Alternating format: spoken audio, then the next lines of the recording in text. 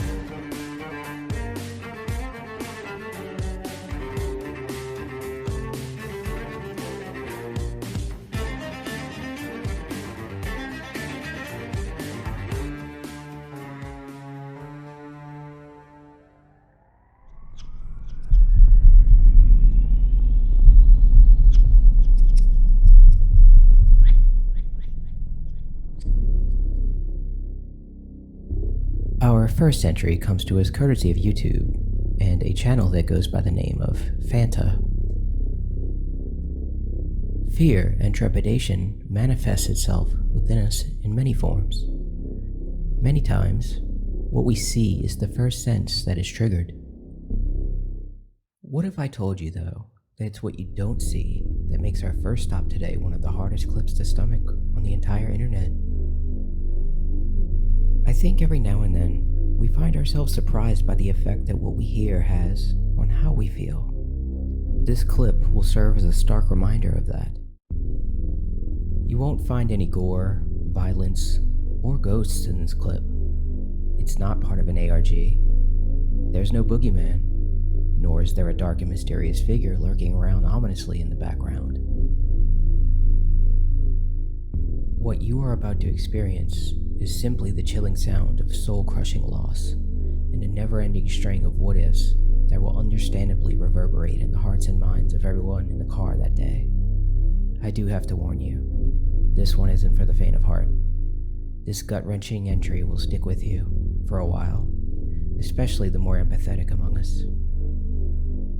With all of that out of the way, it's time.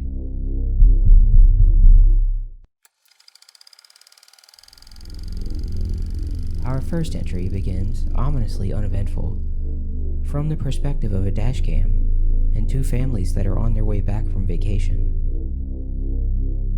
This nightmarish sequence begins as the car starts rolling and the 4 adults depart, with baby on board from a hotel that they had been staying at in Rostov, one of the oldest cities in Russia.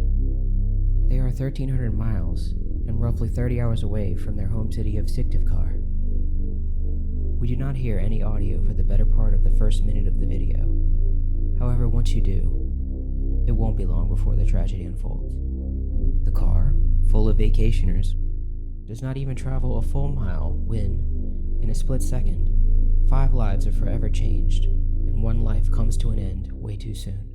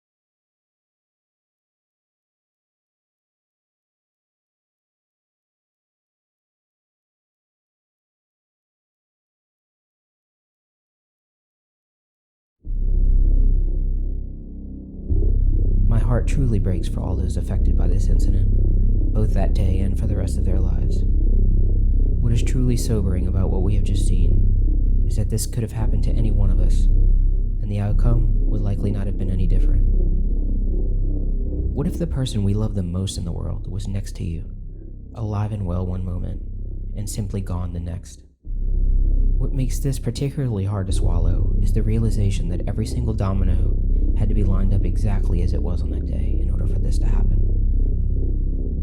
This troubling thought, unfortunately and unmercifully, begs the following questions. What if anyone on their path on the road they were on had taken just a few seconds longer, doing anything they were doing that day? What if anyone that any of the vacationers came across in the hotel had held them up just 1 second longer? What if the key to their room did or did not work just one more time?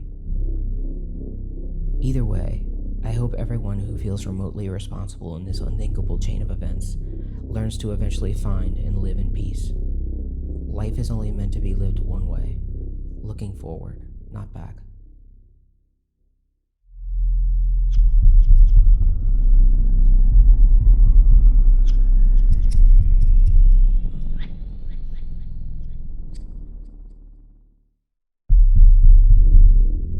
Every now and then, you come across something so disturbing that it affects you in stages. The earlier stages usually involve coming to grips and digesting what you've just seen, perhaps hoping to process it in a way that leaves one with a sense of closure and peace. Inevitably, though, a level-headed second look follows. How often is that second look harder to stomach than the original viewing? There's something to be said for shock value for sure, but there are times when the actual details of the situation are pure and unmitigated nightmare fuel. The infinitely frustrating part about what you're about to see is that all of this was completely unnecessary, utterly ridiculous, and totally preventable. This, my friends, is what comes of excessive pride and stubbornness.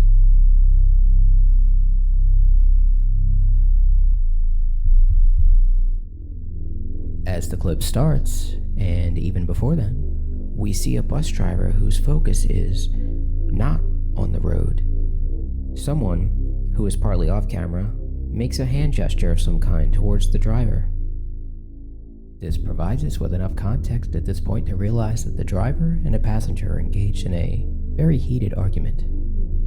Before I go any further, though, let's zoom out a bit for some context. This takes place on October 10th, 2018. It is a little after 10 in the morning. 10 a.m. is typically one of the safer hours for a bus, or any vehicle for that matter, to be on the road. There are 15 people on board, including the driver. The bus is traveling 31 miles per hour as of this frame. And one last thing you need to know. They are currently suspended 161 feet above the Yangtze River in China, one of the most dangerous bodies of water in the entire world. What is about to unfold happens fast. You may sense what is coming, but that doesn't make it any easier to watch.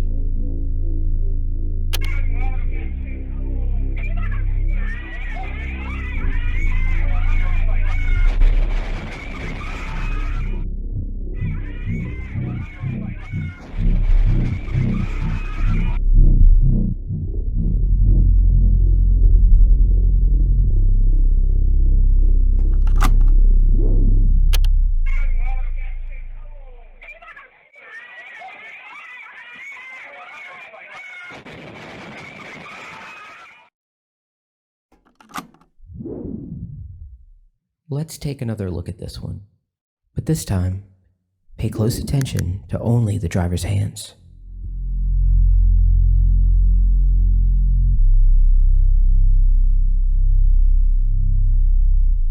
And one more time and from a different angle. Did you notice how he turned up?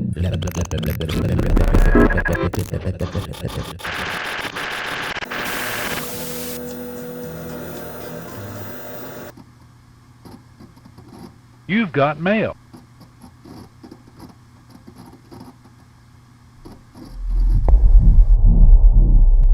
Rich told you, we installed the internet on our computer just a short time ago, and I haven't been able to get the kids off it ever since.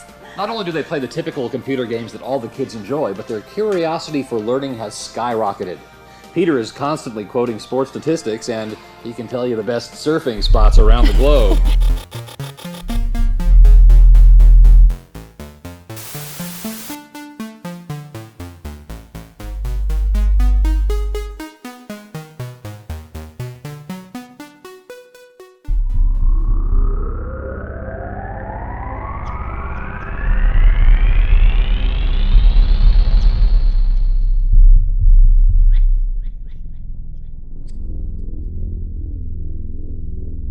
Whether you live in a densely populated city or in a quiet rural setting, when you venture out into night's abyss, your ears can be among your most useful and reliable tools. Humans may be at the top of the food chain, but when it comes to sensory perception, humans are a bit lacking. This is one of the many reasons that humans rely on dogs. If there is a threat, especially during the night, odds are somebody's dog will know about it long before you do. Thankfully, they do their best to relay that information to us. And most of the time, it's nothing. But for all of the thousands of harmless false positives that unfold, each non-event takes us closer to a time where, inevitably, our worst nightmares are confirmed. If and when that day comes, we may have to come face to face with the reality that we may indeed have to defend ourselves in that moment. Having said that, here is one question that I hope you never truly have to ask yourself. How can you defend yourself against something that you can't even identify? What you are about to see was captured on a security camera in Costa Rica. Even the dogs have no idea what they are looking at.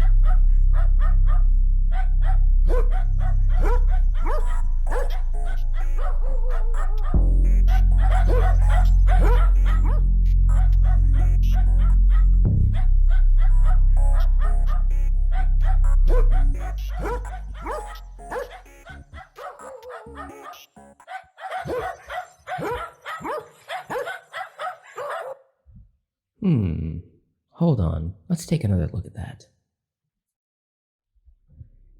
As the clip begins, whatever this is appears to emerge from the shadows of the opposite side of the street from the perspective of the camera. While it is impossible to know why this camera is facing this particular perspective, it is plausible that this is perhaps installed to monitor activity behind a business or a house.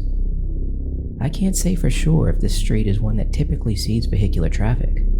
However, my gut feeling is that it does not. The clip then proceeds into a bit of a tense and nervous moment as we become aware of the presence of a rather small and defenseless dog, and it is now approaching the unknown creature, who is now off camera in an inquisitive manner. As the dog approaches, the unknown creature comes back into the frame, and we perhaps exhale a bit, knowing that whatever it is we are looking at, it has now seen the dog and has, for the time being, determined that it is not a threat.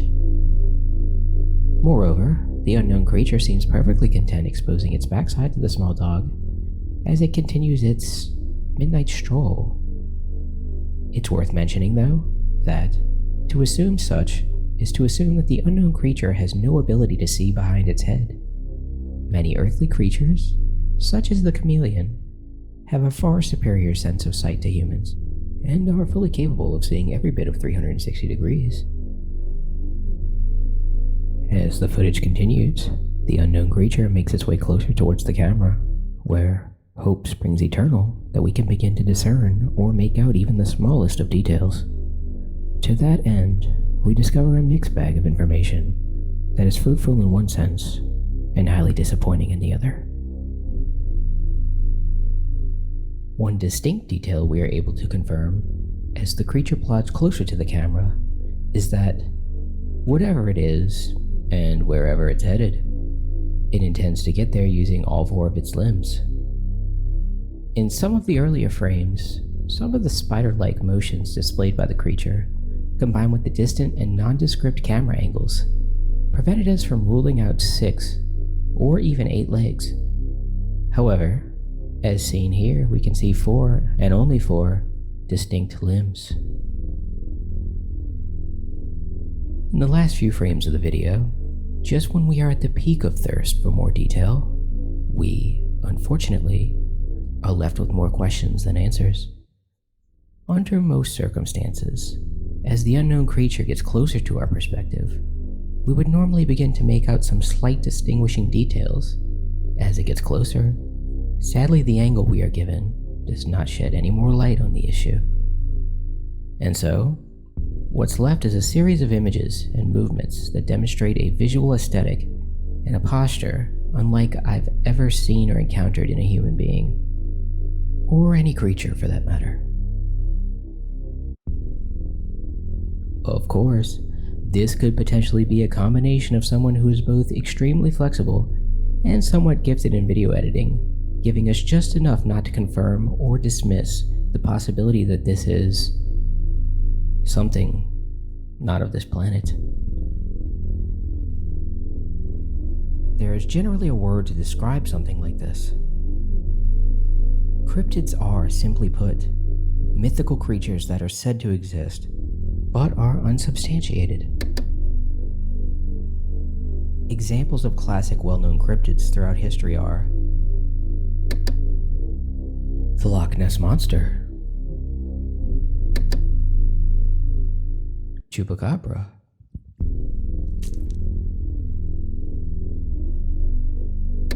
Bigfoot,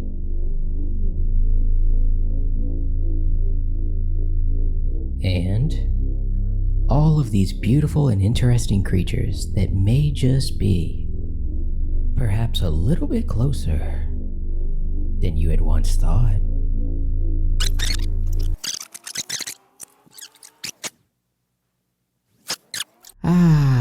The internet. What are we to make of it? If we could go back in time, would we do it again? Would the internet still be here, given the benefit of hindsight? And perhaps even more importantly, should it be? But what about the city of the day after tomorrow? Say the year 2000. I think it will be completely different. In fact, it may not even exist at all. Oh, I'm not thinking of the atom bomb and the next Stone Age.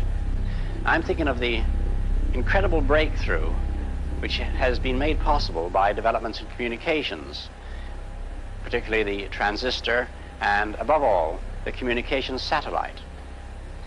These things will make possible a world in which we can be in instant contact with each other, wherever we may be, where we can contact our friends anywhere on Earth even if we don't know their actual physical location. It will be possible in that age, perhaps only 50 years from now, for a man to conduct his business from Tahiti or Bali just as well as he could from London.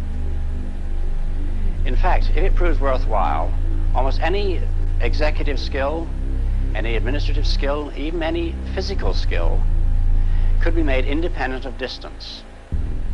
I am perfectly serious when I suggest that one day we may have brain surgeons in Edinburgh operating on patients in New Zealand. When that time comes, the whole world will have shrunk to a point, and the traditional role of the city as a meeting place for man would have ceased to make any sense. In fact, men will no longer commute, they will communicate. They won't have to travel for business anymore, they'll only travel for pleasure. I only hope that when that day comes, and when the city is abolished, the whole world isn't turned into one giant suburb.